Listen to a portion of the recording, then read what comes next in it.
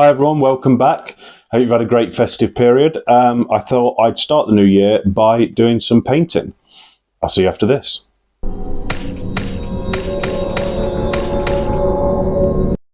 I'm an okay painter. I paint a lot of miniatures for myself, for the fighting writing workshops, but I have a style. A lot of what I do relies really heavily on contrast paints, washes, dry brushes and things like that, which is fine, absolutely fine. I know a lot of people paint like that and it's great. It gets it done. I'm happy with how they come out.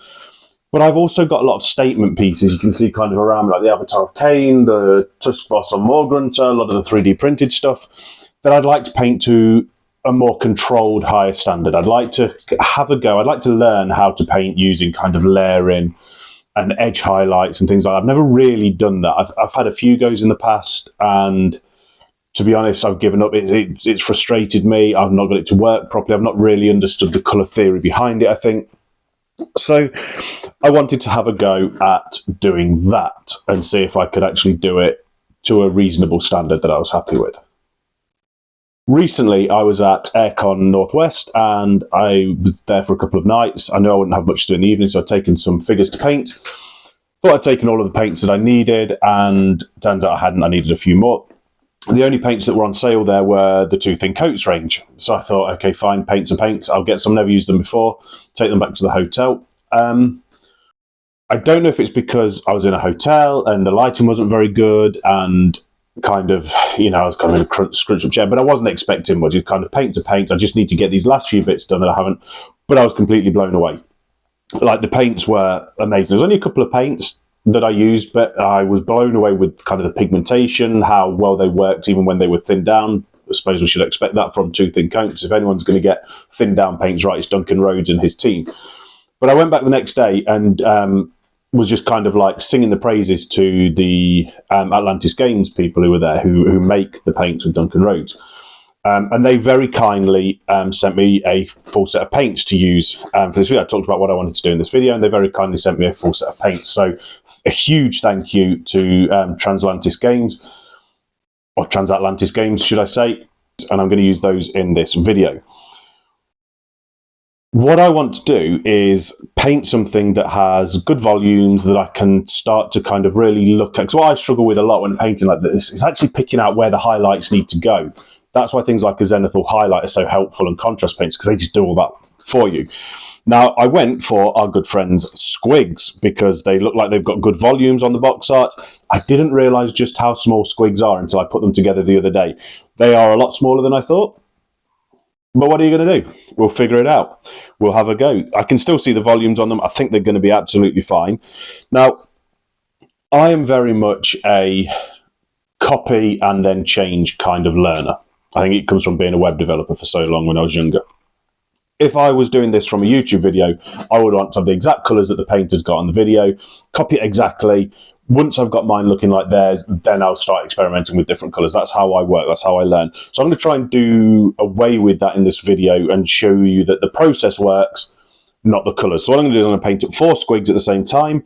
I'm going to use the same method, but in 4 different colour palettes. And that's where the Two Thin Coats I'm really looking forward to using, because they come in trifecta. So I've got 3 here, the yellow trifecta, and you get shadow paint, you get a mid-tone paint, and you get a highlight paint.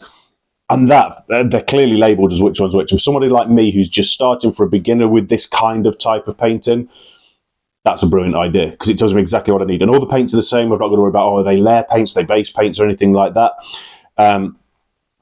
Which is fine when you know what you're doing. But for somebody, like I say, a beginner who's coming straight into this, trying to get it from the ground up as I am, something like this makes it a lot easier. So I'm really looking forward to trying that. So for each one, the idea is going to be, I'm going to paint the whole squig in the base colour, in the shadow colour. Then I'm going to try and highlight up the volumes with the mid-tone. And then I'm going to go back over and highlight up a little bit more with the highlight. And then there might be some kind of real peak highlights with some white at the end. We'll see how we get on. As you can see, I haven't done this yet. This is a proper intro video that I'm doing before I even give this a go. No idea how this is going to turn out. I assume by the fact that you're watching this video, I've at least learned something from it, even if it hasn't worked, because as always, I will put out my mistakes as well, because I think that's important. But other than that, let's do some painting. painting with the base colours was really easy. They thinned down really nicely. I thinned all of them for all of the different layers with distilled water. I don't buy distilled water. We've got a condensed tumble dryer, so I just use the water that I collect from that whenever I need any more. The only one of these, I think I over-thinned the blue a little bit. You can kind of see where that's showing the highlights going on a little bit more like a contrast paint. But the others only needed one coat. I know they're called two thin coats, but they only needed one coat, really. A little bit of touching up in some areas, but more or less they could have gone, they went on with one coat. I could have given them a second, but I didn't. With the blue I did. I went over and gave the blue a second coat where it was needed. But other than that, the base coats went on nice and easy.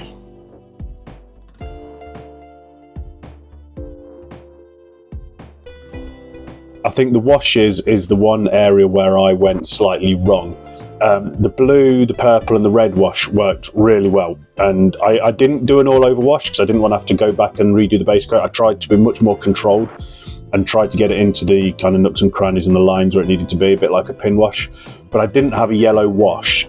So I tried to use the closest one that I could find in the set, which was the Battle Mud wash, which is too brown, I think.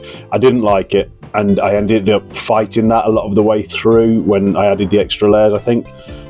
In hindsight, if I was going to do it, I'd either use one of the Citadel yellow washes that I've got, or I would find the two thin coats yellow wash, and I would use that. But the washes work really well. Painting the midtones is kind of the bit that I was least looking forward to, I think. This is the bit I always struggle with when it comes to this type of painting. I think because, as you can see there with the pink one, it just seems to go on so stark, such a stark contrast to the other colour. But actually, when these dried, they dulled down a lot. And I think that's the benefit of having the trifectas that you get with two thin coats. They're designed to work in this way. They're designed to layer up. And even though it looks a little bit bright at this point, once it dries and once it settles down, it works brilliantly. So you kind of have to trust the process. I had to trust the process here. This was really hard, not to just kind of wipe it off and try and thin it a bit more or darken it down.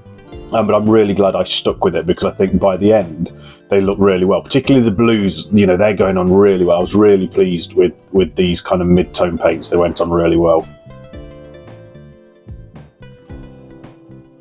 Highlights, edge highlights, whatever you want to call them, these were with the highlight paints. Again, thinned down as normal, and then just really trying to pick out the edge areas for each one. I did this a couple of times. I went over a few different times with these highlight ones, because again, when they dry, they darken down, so they're less noticeable. But then you can go back over it again. It's the benefit of doing it in thin coats. The pink one's a little bit out of focus there, but the benefit of doing it in thin coats is you can build it up rather than having to take it back and knock it back because you've gone too far. You can build it up with multiple layers. I think I did 2 or 3 passes on these highlights, depending on which colour it was. But they went on really well. Again, it was just so easy. I'm glad I went through this, because it was a lot easier than I thought it would be to try and pick out the highlights. But I think using squigz really helped with that, because they do have those large volumes as well.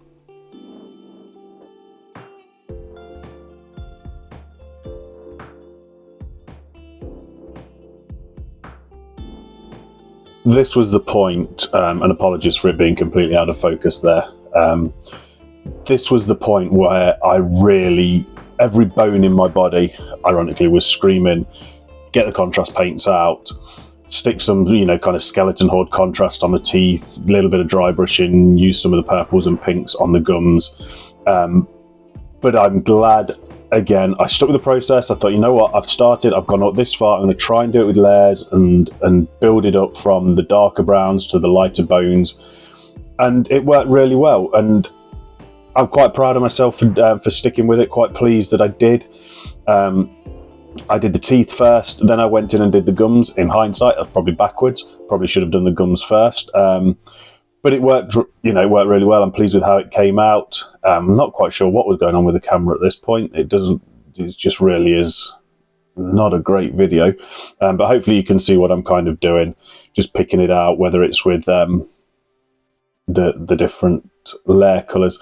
And yeah, just using some white to really pick out the absolute brightest highlights on those teeth. And I went in and did that on the eyes as well. Used the white just to pick out the eyes. And there wasn't actually a tooth and coats white in the set that they sent me, so I had to use my Vallejo white for this one. The tooth and coats do a white, which apparently is exceptional. It just wasn't in the box, so I went for the one that I'd got. I painted up the slobber coming out of his mouth as well, using one of the green trifectas, just again building up from a shadow through a midtone through a highlight. I did the same for the toadstools at the bottom, just using various paints from the set. And it was just a case of painting the edge of the bases black, sticking on some of the Geek Gaming Scenics basing materials, and then they were done. So, final thoughts.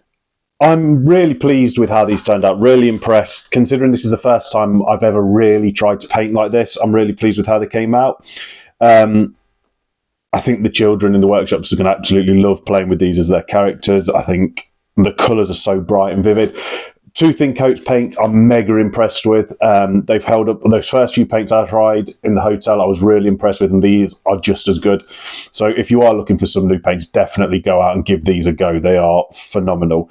The way they thin down, the coverage, just everything, the way they were so easy to paint with, I was really, really impressed. So once again, a huge thank you to TransAtlantis Games for sending me out the set of paints that made this possible. And with that, I think, let's roll the final reveals. This little squiggy went to market.